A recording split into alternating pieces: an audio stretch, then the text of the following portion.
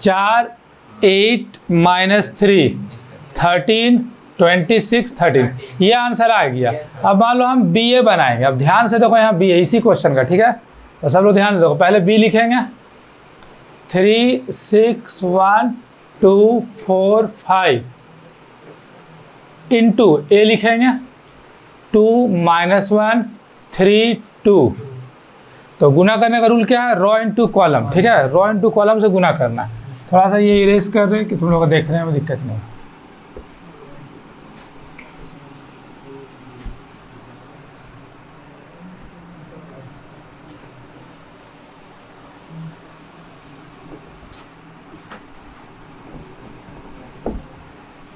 देखो, rule change नहीं करना, रूल एकदम फिक्स है। रूल है गुना करने का रॉ इंटू कॉलम। तो चलो हम गुना करते हैं रॉ इंटू कॉलम। तो ये हो गया इस बार रॉ और ये हो गया कॉलम। तो सेम हम लोग गुना करते हैं वो रूल अप्लाई करके। तो देखो ध्यान से, चलो गुना कर रहे हैं। तो पहला को पहला से ऐसे ना रूल है 3 इंटू 2 प्लस 6 इंटू 3 प्लस, अब ये 1 किससे होगा? यहाँ तो नहीं है कोई नंबर। तो ऐसा सिचुएशन कभी आ जाए तो समझ जाना ये गुना नहीं होता है। इसको बोलते हैं this type of matrix are not equal because in matrix A और in matrix B their element are not same. तो ये जो होता है ना, इसमें हम लोग ऐसे लिखना होगा बी ए। तो ये तो अनडिफाइन एक तरह से हो जाएगा। तो इसका आंसर हम लिखना B A is equal to undefine, मतलब ये डिफाइन नहीं हो पाया। इसीलिए कहे कि रॉ इंटू कॉलम जब हम करेंगे ना, तो इधर का रेंज हमको मिलना चाहिए। अब जैसे ये वाला में रेंज मिल गया था, जबकि है था ये भी तो अलग अलग। तो यहाँ पर एग्जाम में ये फर्क नहीं पड़ता कैसा क्वेश्चन आता है, ये रेंज फर्क पड़ता है। समझ गया ना? मतलब जैसे यहाँ देखो रॉ कॉलम 1 2 3 और यहाँ 1 2, यहाँ एक नीचे और होता तो हो जाता। तो ध्यान रखना ये वाला तुम लोग, ऐसा सिचुएशन आ जाएगा तो आंसर अनडिफाइंड। लेकिन एग्जाम में ऐसा जनरली नहीं आता है। लेकिन तुम लोग ध्यान रखना कि कभी गलत जा रहे हो तो पकड़ सकते हो ना।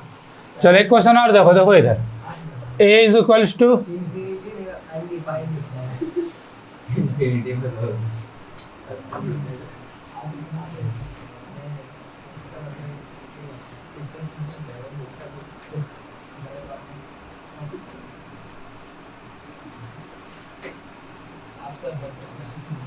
चलो इस क्वेश्चन में बनाना है फाइंड ए बी, ठीक है।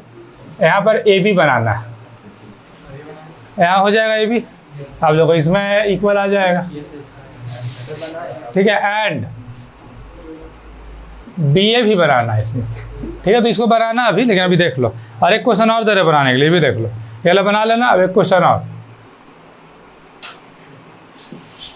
चलो ये क्वेश्चन भी दे रहे हैं, इसको देख के बताना बनेगा कि नहीं।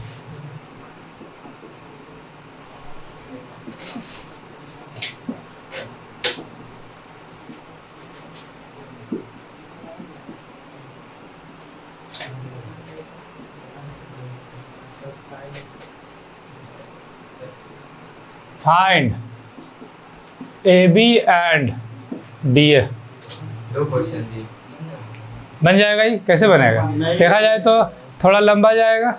Raw into column, raw into column, rule वही फॉलो करो, कोई चेंज नहीं, ठीक है। चलो मान लो इसमें एक ये तो बना लेना, दूसरा इसी में दे दूसरा। अच्छा ए स्क्वायर कैसे बनेगा, ध्यान से सुनो। जैसे 6 का स्क्वायर 36, 1 का 1, 1 का 1, 3 का 9, ऐसा वाला स्क्वायर नहीं है ये। वो तो मैथ्स में ना होता है नॉर्मल, ये मैट्रिक्स पढ़ रहे हैं ना। तो ए स्क्वायर मतलब पता है क्या करना है, ए इंटू ए। तो अब तो ए इंटू ए बोले तो पहले ए लिख लेते हैं 6 1 1 1 2 1 3 -3 -2, फिर ए लिख लेते हैं इंटू 6 1 1 1 2 1 3 -3 -2, और फिर वही गुना करो रॉ इंटू कॉलम। नहीं, बहुत क्या प्रॉब्लम होगा, गुना करो सिंपल, रॉ इंटू कॉलम। अब गुना कैसे होगा, ध्यान से देखो, ये पहला स्टेप देख लो, 6 into 6 plus 1 into 1 plus 1 into 3।